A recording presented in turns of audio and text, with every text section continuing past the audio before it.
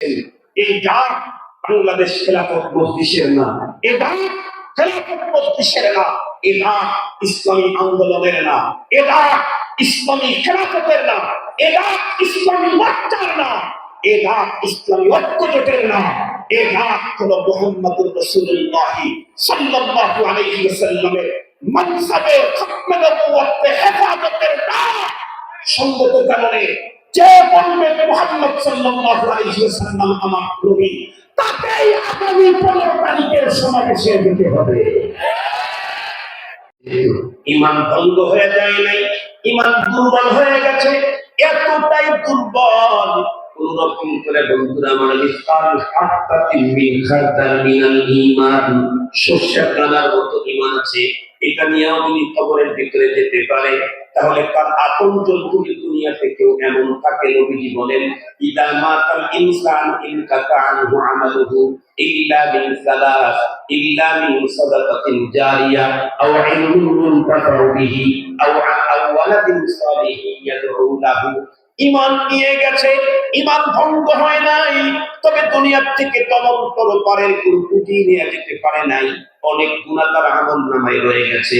বন্ধুরা আমার, নেকি একদম অল্প নিয়ে গেছে, কিন্তু দুনিয়া থেকে 3 পদ্ধতির কোনো একটা পদ্ধতি চালু করে গেছে।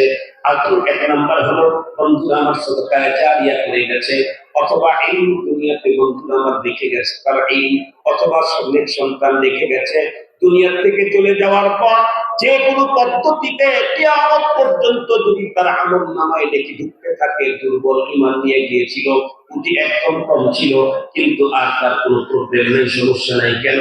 তার প্রতিদিন কন্টিনিউ আমলনামায় যে নেকিগুলি ঢুকছে, এখন তার বন্ধুরা আমার নেকির পাহাড় জমে যাবে। কিন্তু মনে রাখবেন, ঈমানটা যদি ভঙ্গ হইয়া যায়, হারামাইন শরীফাইনের ইমামদেরকে দিয়ে যদি 1000 বার তার জানাজা পড়ানো হয় আর তামাম দুনিয়ার মানুষ কিয়ামত পর্যন্ত তার নামে খুনখানি করে, কসম আল্লাহ, একটা নেকি তার আমলনামায় ঢোকার কোনো সম্ভাবনা নাই। আপনার ঈমান দুর্বল হলে বাঁচতে পারেন, ঈমান ভেঙে গেলে খাজা আবু তালেব বাঁচে নাই, আপনি কাকে চান? খাজা আবু তালেবের রক্ষা নাই।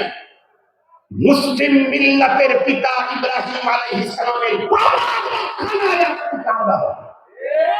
ঈমানহীন হয়ে কবরে যাচ্ছেন, আপনি কারা?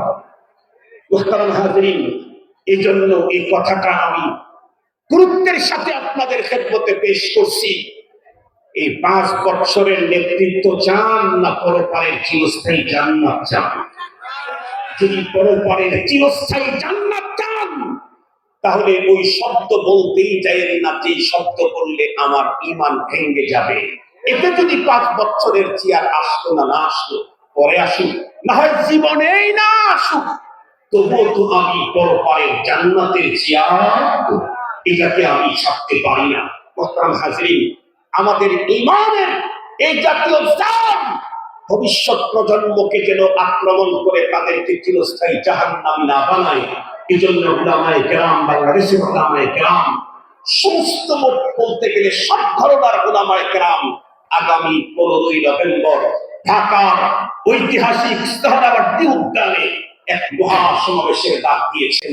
এই ডাক বাংলাদেশ খেলাফত মজলিসের না, এই ডাক খেলাফত মজলিসের না, এই ডাক ইসলামী আন্দোলনের না, এই ডাক ইসলামী খেলাফতের না, এই ডাক ইসলামী বাচ্চার না, এই ডাক ইসলামী ঐক্যজোটের না, এই ডাক হলো মুহাম্মদুর রাসূলুল্লাহ সাল্লাল্লাহু আলাইহি ওয়াসাল্লামের মানসাবে খতমে নবুওয়াতে হেফাজতের ডাক। সঙ্গত কারণে যে বলবে মুহাম্মদ সাল্লাল্লাহু আলাইহি ওয়াসাল্লাম আমার নবী, তাকেই আগামী 15 তারিখের সমাবেশে যেতে হবে। এটা বাংলাদেশ খেলাফত মজলিসের ডাক না, মুহাম্মদুর রাসূলুল্লাহর মানসাবে খতমে নবুওয়াতের হেফাজতের ডাক। আপনি কোন দল করেন? নো, আপনি কার উম্মত? নবীজির উম্মত।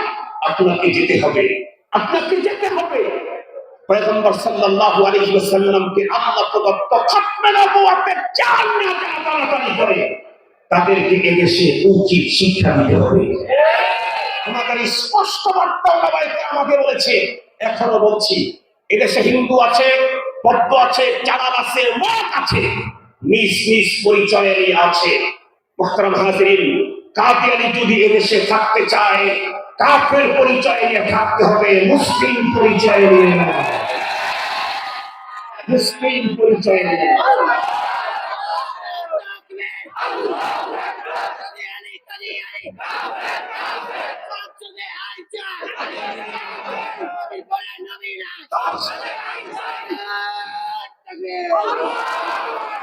স্পষ্ট বার্তা যতদূর পর্যন্ত মাইকের আওয়াজ যায়, কাদিয়ানীদের ইস্যুকে নরমাল করে থাকবার কোন সুযোগ নেই। ইমানি সম্পর্ক, ইমানের একটু যদি ডিপলি ভাবেন, এই পৃথিবীতে কোন কাদিয়ানীকে সমর্থন দেওয়া অথবা তার ব্যাপারে চুপ করে থাকা অর্থই হলো আপনি যে ধর্মের উপর আছেন সেই ধর্ম রাইট না। কাদিয়ানী যদি রাইট হয় তাহলে আপনার দ্বারাই থাকবে। কাদিয়ানী যদি সত্য হয় তাহলে আপনার ধর্ম অসত্য। আমার ধর্মকে অসত্য বলবে, আবার টিকে থাকবে, আমরা ওদেরকে দেখতে চাই না। এই জন্য ওলামায়ে কেরামের ফতোয়া, কাদিয়ানী কাফের, তাদেরকে যারা কাফের বলবে না তারাও কাফের। 15 তারিখের সমাবেশে যাবেন তো ইনশাআল্লাহ, যাবেন তো ইনশাআল্লাহ।